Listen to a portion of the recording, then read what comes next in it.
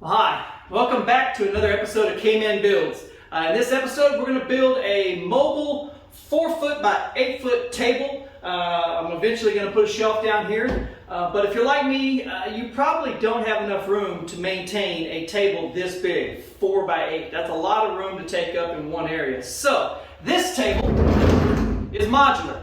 I'm going to put a couple clamps on here to where it can lock into place and make one table, but this gives me the ability to have two workbenches, two different areas, and then if I need the space, I can bring it together.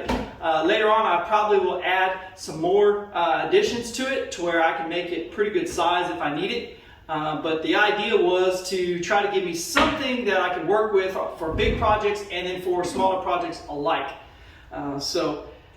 Most of this was taken from leftover lumber that I had from a deck that I pulled down. I went and bought the plywood today and I think a couple set of wheels. Other than that, everything else was pretty much what I had in the shop. So we'll get started, and this is a pretty easy build. It took me about, I don't know, 3 hours maybe to get this far. So I hope you enjoy.